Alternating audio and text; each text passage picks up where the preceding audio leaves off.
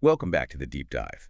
Today we are cracking open one of the most, let's say, intellectually rigorous books in the Bible, the book of Hebrews.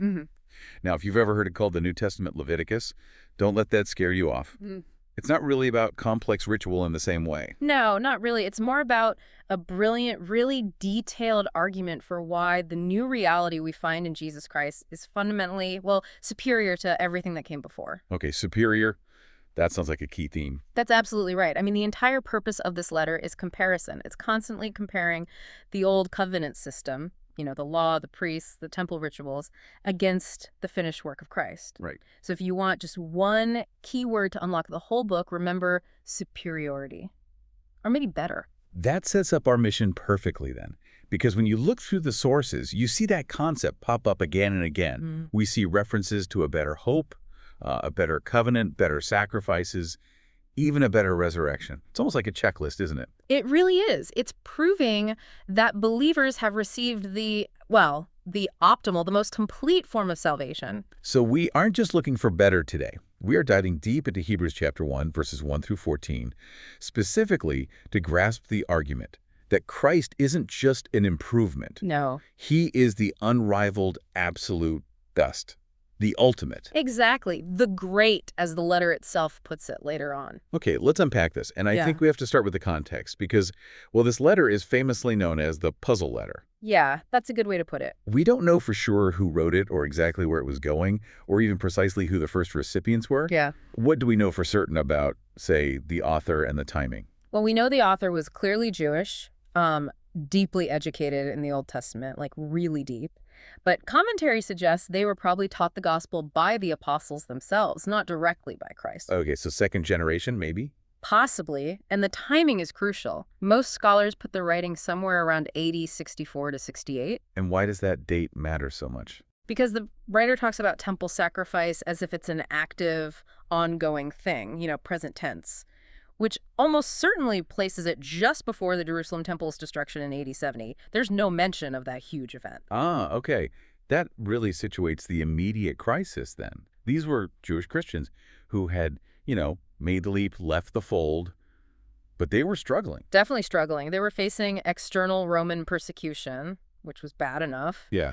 And then internally, the comfort of the familiar traditions, the synagogue, the temple routine, that must have been a massive pull backward. You can imagine that temptation to just retreat into what felt safe. That's the tension, precisely.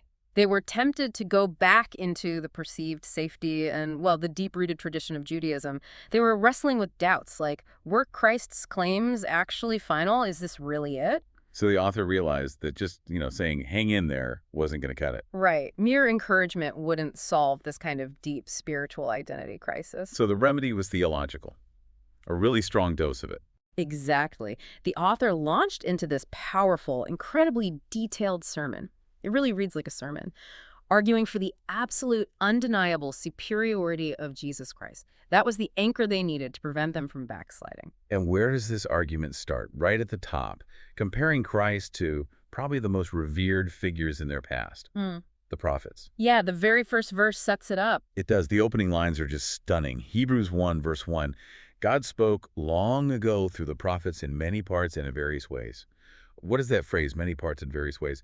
Tell us about that older revelation. Well, it implies fragmentation, doesn't it? The old revelation was partial. It was given, piecemeal through dreams, visions, spoken words, lots of different people, lots of different methods. So kind of incomplete? Yeah, like weak starlight on a cloudy night, maybe. You only see glimpses of the whole picture. It's hard to fully grasp. But then verse 2 just shifts the paradigm completely. In these last days, God has spoken through the Son. Bam, right there. So if the prophets gave us starlight, Christ is like the full blast of the sun, the ultimate, the final revelation. Absolutely. Complete. Clear. And to establish why the Son is the final word, the author immediately gives us this incredible, dense description of the Son's, his cosmic resume, you could call it. Yeah, verses 2 and 3 list about 7 key things. It's a lot to take in. It is. Maybe instead of just listing them all out, we could focus on, say, 3 attributes that are just absolutely staggering, things that put him leagues above any human prophet. Okay, let's do that. What are those 3 key credentials from verses 2 and 3 that really make the case? Okay, first, he is the creator. He made the universe, all the worlds. That alone is mind-blowing. Right, not just a creator, but the creator. Yes. Second, he is the sustainer. He holds all things together right now by the powerful word of his command. It's not like he wound it up and walked away. He's actively upholding the cosmos. Okay, creator and sustainer, what's the third? And third, he is the exact imprint, the character of God's very nature. Character, that word sounds important. It's huge. It's not just a reflection like in a mirror. It's like an engraver's stamp or the die used to mint a coin. It means he is the perfect, exact representation of God's being. Wow. So a prophet might transmit a message from God, Right. but the Son is the very image of God. Perfectly put. I mean, think about Moses. Even Moses, the most revered prophet, is described later in Hebrews as only a faithful servant in God's house. The servant, okay. But Christ is the son, the heir, the owner of the house. That gap between servant and son, it's unbridgeable. Okay, so superiority over the prophets, the human messengers established. But like you said, in the Jewish mindset of that time, there were spiritual beings seen as even higher than prophets. Oh, yeah. Angels? Angels. They were often viewed as crucial spiritual mediators, maybe even involved in giving the law to Moses. This feels like a much tougher tradition for the author to challenge. It was a huge challenge, no doubt. The reverence for angels was so high in some circles that it was actually tempting some believers toward a kind of angel worship. Yeah. So the author absolutely has to prove that Christ is superior even to these powerful spiritual beings. How does Hebrews go about tackling that? It seems like a big hill to climb. Well, first, he's superior simply by name. The text says Christ obtained by inheritance a more excellent name, the name Son, than the angels who are simply angelos. Which just means messengers, right? Exactly. Messengers or envoys. Good, but not the Son. But the real power of the argument comes from how the author just piles on these Old Testament proof texts. There are about 7 quotes used here. 7 quotes, okay. Yeah, rather than just list them all, maybe we can group them by theme, like status and permanence. Does that make sense? Yes, status and permanence. Let's start with status. Mm-hmm. How does Scripture show his superior status compared to angels? Okay. Well, the author points out God never, ever called an angel my son, but he absolutely did say that about Christ, quoting Psalm 2 and 2 Samuel 7. It's a unique relationship. Unique relationship. Mm-hmm. Furthermore, there's a quote, likely from Psalm 97, where angels are explicitly commanded to worship his son. Worship him. Okay, that's definitive. Right. You don't worship your equal, and you certainly don't worship your superior if you're an angel. Their role is clearly subservience. That covers status. What about the second theme?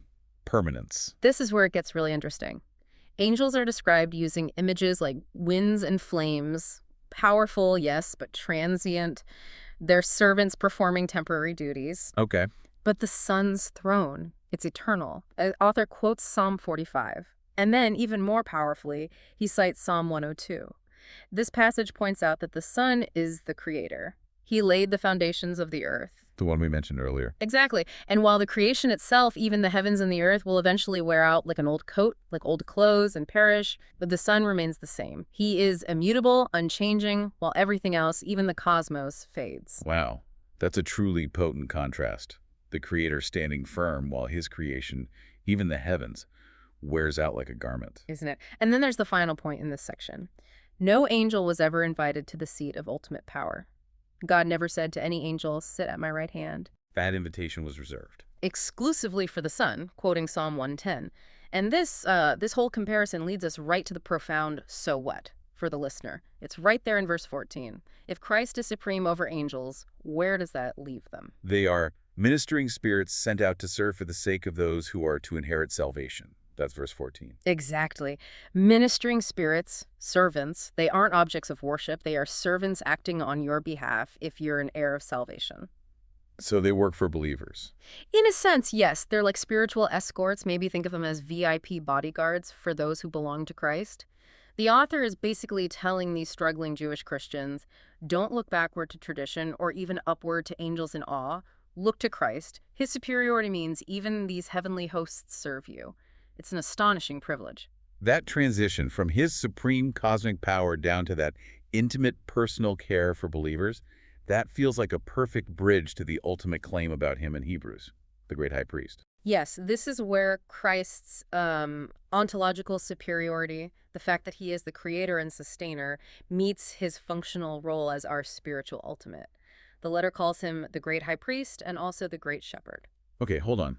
For listeners who might not be super familiar with the Old Testament system, what exactly was the Levitical priesthood doing that Christ replaced or fulfilled? Good question.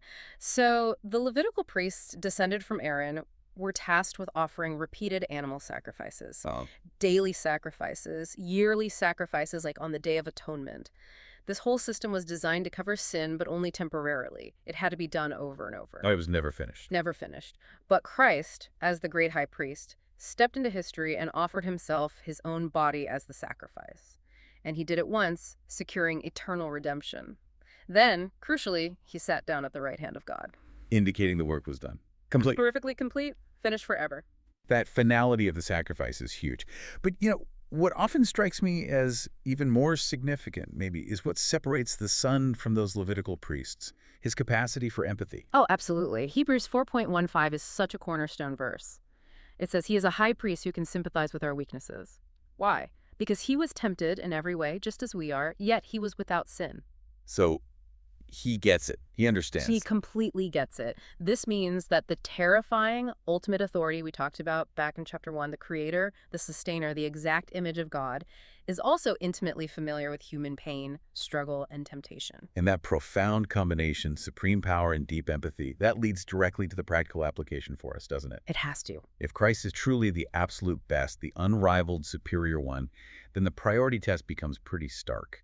Where is he in our lives, really? Yeah, exactly. The author of Hebrews knew the original audience's struggle was fundamentally one of yield, of prioritization. The choice, ultimately, is between following Christ's will or following the pull of other desires, self, tradition, even family sometimes. Yeah, people sometimes get tripped up by that really jarring command from Christ in Luke 14 to hate family in comparison to him. Right, which sounds awful out of context, but it's clearly hyperbolic language. It's not about literal malice or hatred. It's about priority, isn't it? It's entirely about priority. Who gets the final say? Who is making the ultimate decisions in your life when loyalties clash? If you are yielding the leadership of your life to Christ, you recognize his will as the primary authority. And resisting that leadership, Yeah. that's where the struggle comes in. That resistance is precisely what creates that heavy, restless, anxious feeling we all sometimes experience. Remember, Christ himself says his yoke is easy and his burden is light, but that's only true when we actually submit to the leadership of the Supreme One. Fighting him is exhausting. That makes me think of that powerful story about George Beverly Shea, the gospel singer. Oh, great example. Yeah. He was apparently faced with this huge choice early in his career. A major secular radio contract, potentially fame and fortune. Update many, yeah. Versus staying in Christian music, which at the time was much less prominent.